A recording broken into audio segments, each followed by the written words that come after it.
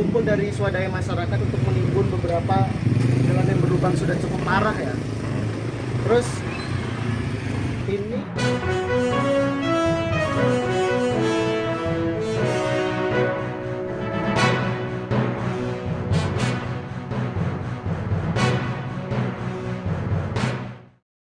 Selamat malam Tribuners, jumpa lagi bersama dengan saya Kusnola Syaifah dalam tayangan berita Lampung terkini. Kami akan menyajikan informasi menarik dan terupdate seputar wilayah Provinsi Lampung. Dan inilah berita Lampung terkini selengkapnya. Berita pertama, geger mayat anggota Linmas di depan kubu kosong Punggur, Lampung Tengah. Warga desa Toto Katon Dusun Kejawen, Kecamatan Punggur, Lampung Tengah digegerkan dengan penemuan mayat pria di halaman sebuah kubu kosong alias tak berpenghuni pada Rabu 12 Juli 2023. Dari informasi yang diperoleh Tribun Lampung, jasad pria tersebut bernama Muhammad Sidik, warga Kelurahan Hadimulya Timur, Kecamatan Metro Pusat, Kota Metro. Korban merupakan anggota Linmas di Kelurahan Hadimulya Barat, Metro. Dan berdasarkan dari pantauan, terlihat lokasi tersebut telah dipasang garis polisi. Terlihat beberapa warga berada di lokasi penemuan mayat tersebut.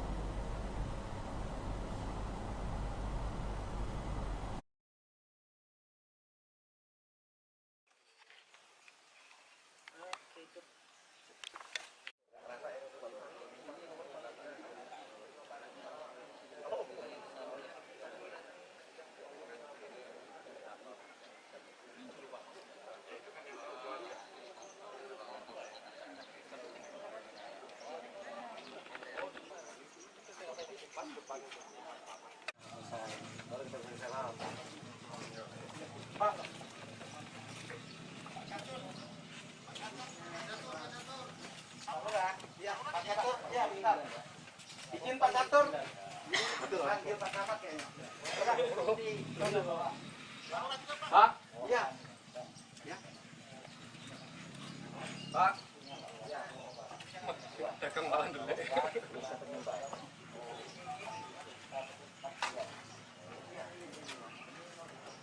Iya. Ya nanti saya kasih penyidikan dulu Pak ya. Ya. Bagaimana? Udah ini kok posisi aja.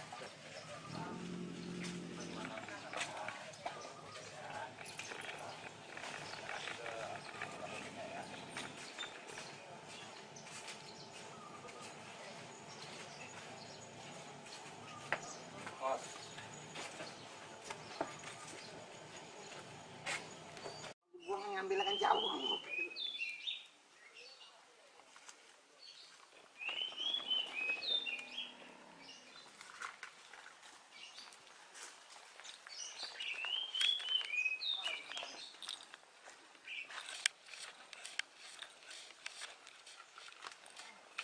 Jangan, nanti kena lahan.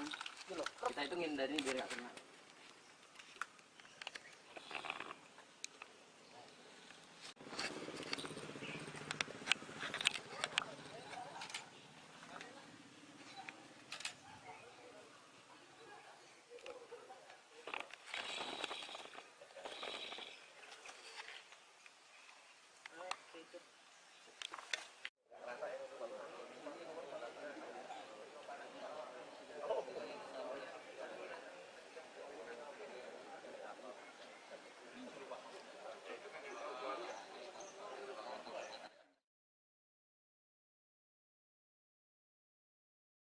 Memanfaatkan jerami dan juga limbah, petani di Lampung Tengah menggenjot hasil panen.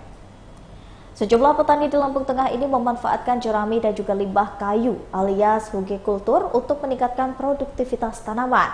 Matori, 45 tahun yang merupakan warga Dusun Batu Raja, Kampung Buyut Utara, Gunung Sugi, Lampung Tengah ini menerapkan sistem hugelkultur pada tanaman palawijaya yaitu jagung dan juga terong.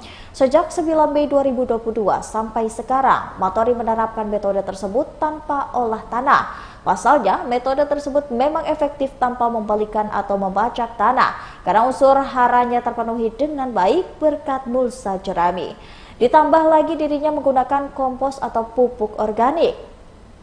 Matori meneruskan, hasil produksi jagung menggunakan metode mulsa jerami atau hugekultur ini dianggap lebih baik dari metode umum yang digunakan. Dirinya mengaku selama 3 siklus budidaya jagung menggunakan metode tersebut dalam 1 hektar menghasilkan 7,3 ton.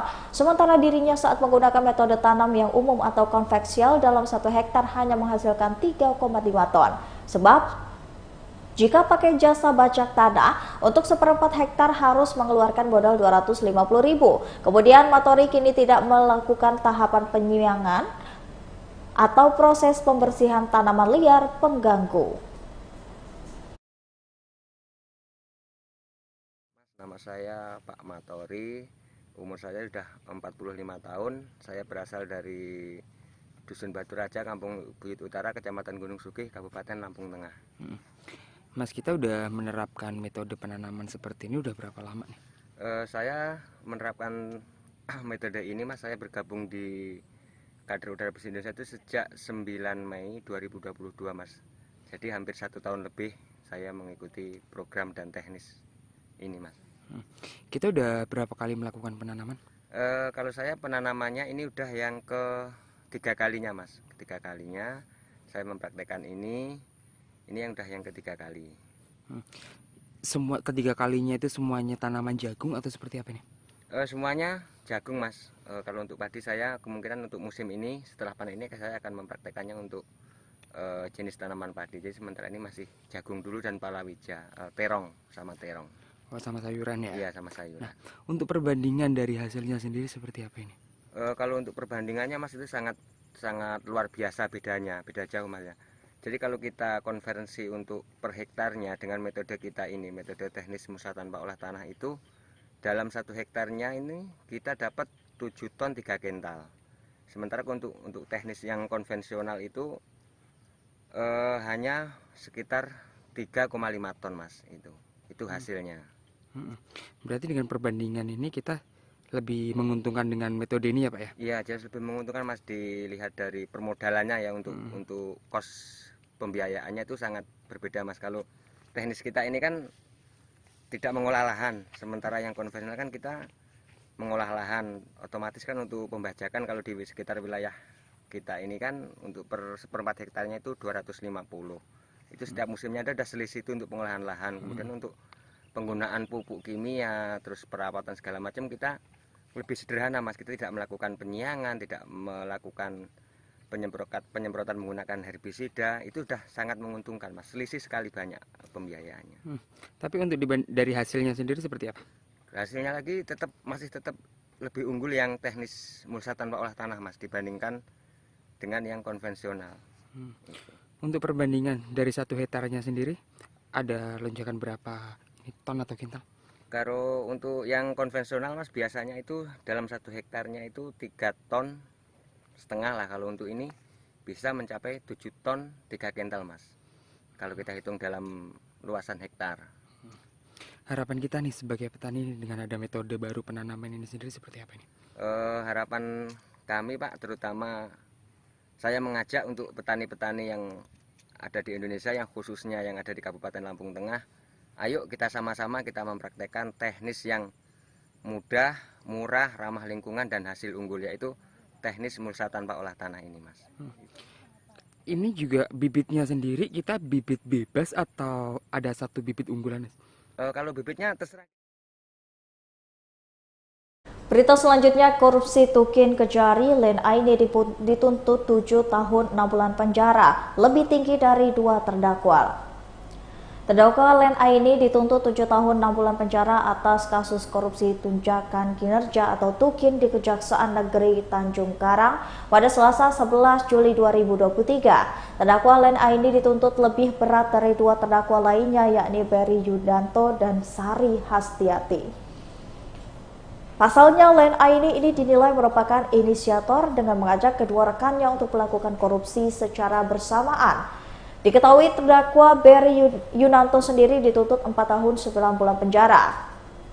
Sementara terdakwa Sari dituntut 5 tahun 6 bulan penjara. Tuntutan terhadap 3 terdakwa tersebut dibacakan oleh Jaksa Penuntut Umum dalam sidang yang berlangsung di Pengadilan Negeri Tanjung Karang pada Selasa 11 Juli 2023. Dalam tuntutannya, JPU menyebutkan ketiga terdakwa ini terbukti secara sah untuk meyakinkan melakukan korupsi secara bersama-sama. Akibatnya, ketiga terdakwa ini dituntut melanggar pasal 2 ayat 1 junto pasal 18 Undang-Undang Nomor 31 Tahun 99 tentang pemberantasan tindak pidana korupsi.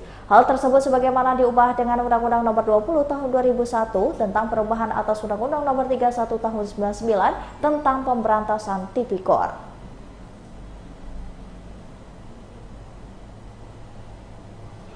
Tidak terdakwa. Ulangi, apabila terdakwa tidak membayar uang pengganti selama dimaksud dalam lama 1 bulan sesudah putusan pengadilan yang telah memperoleh tetap, maka harta bendanya dapat disita oleh jaksa dan dilelang untuk menutupi uang pengganti tersebut. Dengan hal terpidana tidak mempunyai harta yang mencukupi, maka diganti dengan pidana penjara 3 tahun dan 9 bulan. Dengan pidana penjara selama 5 tahun dan 6 bulan dikurangi sama menjalani tahanan dengan tingkat supaya terdakwa tetap ditahan. 3. Menjatuhkan terdakwa, menghukum terdakwa Sari Setiati binti Syarif untuk membayar denda sejumlah 300 juta rupiah subsidi 6 bulan kurungan. 4. Menjatuhkan pidana tambahan berupa pembayaran uang pengganti sejumlah 466.752.300 rupiah dengan ketentuan apabila terdakwa tidak membayar uang pengganti dalam waktu 1 bulan sesudah putusan pengadilan berkekuatan hukum tetap, maka harta bendanya akan disita oleh jaksa penuntut umum dan dapat dilelang untuk menutupi uang pengganti tersebut, dan dalam hal tidak mempunyai harta benda yang mencukupi untuk membayar uang pengganti tersebut, maka dipidana dengan pidana penjara selama 2 tahun dan 9 bulan. 5. Pulang nonton organ tunggal, pria di Lampung Timur ini menjadi korban penganiayaan. Peristiwa penganiayaan menggunakan senjata tajam kembali terjadi di Kecamatan Labuan Maringgai, Kabupaten Lampung Timur. Kejadian penganiayaan tersebut saat korban hendak pulang dari acara organ tunggal di Dusun 3 Karanganyar, Kecamatan Labuan Maringgai, Kabupaten Lampung Timur. Setelah melakukan penyelidikan, akhirnya kepolisian Polres Lampung Timur berhasil membekuk pelaku penganiayaan yang hendak kabur menuju Palembang. Pelaku yakni AT, 23 tahun, warga desa Lubuk Batang Lama, Kecamatan Lubuk Batang, Kabupaten Ogan Komering Ulu, Provinsi Sumatera Selatan. Sementara korban yakni Agus, 44 tahun, warga desa Karanganyar, Kecamatan Labuan Maringgai, Lampung Timur. Hal tersebut diungkapkan oleh Kasat Reskrim Polres Lampung Timur, Ibtu Johannes Erwin Perlindungan Sihombing saat dikonfirmasi pada Rabu 12 Juli 2023. Yang menjelaskan peristiwa itu terjadi pada Senin 10 Juli 2023 pada pukul 17.30 di Dusun 2 Desa Karanganyar, Kecamatan Labuan Maringgai, Lampung Timur. Menurutnya, kejadian bermula saat korban Agus yang hendak pulang dari acara organ tunggal. Akibat dari peristiwa itu, korban ini mengalami 1 luka tusuk di punggungnya. Setelah itu, polisi langsung memeriksa beberapa saksi di lokasi dan akhirnya mendapatkan identitas pelaku.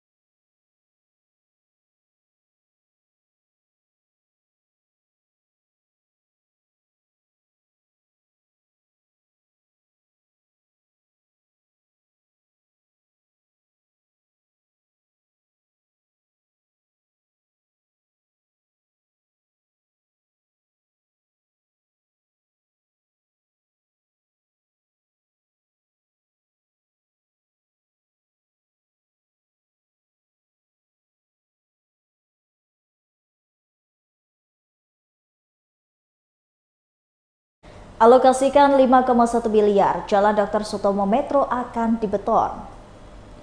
Jalan Dr. Sutomo di Kelurahan Hadimulyo Timur, Kecamatan Metro Pusat, Kota Metro direncanakan mulai diperbaiki bulan ini. Farid Al-Ghifari, warga Kelurahan Hadimulyo Timur, menyambut positif perbaikan Jalan Dr. Sutomo tersebut. Ia mengatakan Jalan Dr. Sutomo ini terakhir kali diperbaiki pada tahun 2021. Bahkan warga sekitar beberapa kali bersuadaya dalam menambal jalan yang berlubang. Menurutnya, kerusakan jalan ini disebabkan oleh banyaknya kendaraan truk yang melintas di Jalan Dr. Sutomo. Ia berharap di Jalan Dr. Sutomo ini dapat diperbaiki secara maksimal sehingga tidak cepat rusak. Pemerintah Kota Metro mengalokasikan 5,1 miliar untuk perbaikan Jalan Dr. Sutomo di Kecamatan Metro Pusat. Kepala Dinas Pekerja Umum dan juga Tata Ruang Metro, Robi Kurniawan Saputra menjelaskan, proses pelelangan perbaikan Jalan Dr. Sutomo telah dilakukan. Ia menjelaskan Jalan Dr. Sutomo ini nantinya akan dirigin beton.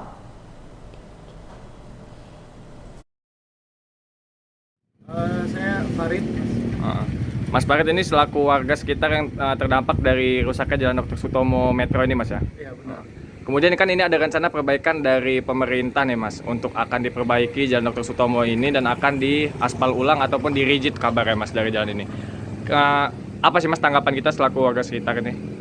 Ya, saya bersyukur ya dengan adanya mau perbaikan jalan di sekitar sini, karena ini perbaikan jalan ini terakhir itu kalau nggak salah tahun 2021. Dan itu kurang maksimal juga menurut saya, karena habis dari perbaikan itu nggak lama, jarak beberapa bulan itu udah rusak lagi, sampai sekarang itu belum pernah diperbaiki. Akhirnya perbaikan jalan ini itu terkumpul dari swadaya masyarakat untuk menimbun beberapa jalan yang berlubang sudah cukup parah ya. Terus jalan ini merupakan jalan yang faktor utama dari kerusakan itu mobil-mobil besar, Mas. Mobil-mobil besar ya? Ya, mobil besar dari Lampung Tengah mau ke Lampung Timur, begitu juga sebaliknya. Gitu. Jadi ya warga sekitarnya cukup resah lah, Mas, karena perbaikan jalan ini udah lama banget gitu kan nggak diperbaiki. Yang terkena dampak ya masyarakat sini. Saya selaku masyarakat sini, Mas, setiap hari itu nyiramin nih latar depan ini supaya, karena debu itu masuk ke rumah. Debu gitu. Ya. Debu terus segala macam itu masuk ke rumah, jadi makanya setiap hari harus disiramin dulu gitu kan. Udah banyak kerugian masyarakat sini, baik dari air, listrik untuk nyiramin ini supaya debu nggak masuk rumah gitu. Efeknya banyak banget gitu dan rusak ini. Kemudian harapannya apa sih, Mas, untuk perbaikan yang akan mendatang ini? Apakah dari masyarakat sekitar itu meminta agar tidak pernah menjadi rusak lagi, karena sebelumnya pernah diperbaiki atau ditambal kemudian 2-3 bulan sudah rusak kembali gitu, Mas? Ya, harapan saya untuk tim yang bekerja atau yang memenangkan tender untuk memperbaiki jalan ini supaya bekerja lebih baik lagi gitu, sesuai dengan prosedurnya gitu, baik dari bahan segala macam. Berita terakhir ini datang dari pameran Gramedia Raden Intan Lampung di Lampung City Mall yang menghadirkan diskon hingga 50%.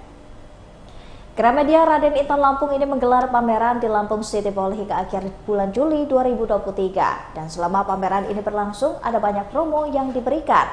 Supervisor Gramedia Raden Intan Lampung, Feby Juli Anggraini mengatakan, promo ini adalah semua kursi pijat Perfect Health diskonnya 50%. Selain memberikan diskon yang Perfect Health, ini juga menghadirkan kursi pijat terbaru L Grand yang memiliki keunggulan hingga ekonomis. Desainnya simple dan juga elegan, fitur pijatnya juga lengkap. Selain itu juga dilengkapi berbagai fitur canggih seperti voice control, auto shoulder protect sensor, 8 automatic program, 5 manual mode, SLTH track, 7 rail technology, 3D digital audio, airbag pressure, zero gravity position, 3 level wide, 2 intensive air pressure, music playing system, Bluetooth function, USB charging, back health function, dan auto sit up when press off power.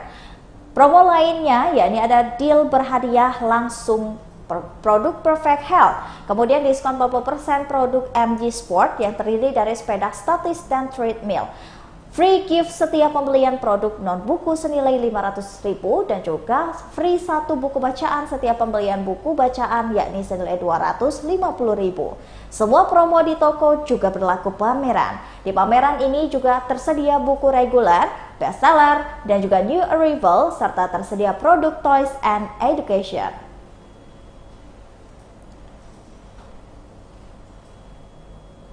Baiklah Tribuners, itulah tadi berita Lampung terkini bersama dengan saya Kusnul Asyaifah. Jangan lupa untuk terus saksikan video selengkapnya di YouTube Tribun Lampung News Video, Facebook Tribun Lampung, Instagram Tribun Lampung, dan juga TikTok Tribun Lampung untuk bisa mendapatkan informasi terupdate lainnya. Selamat malam dan sampai jumpa.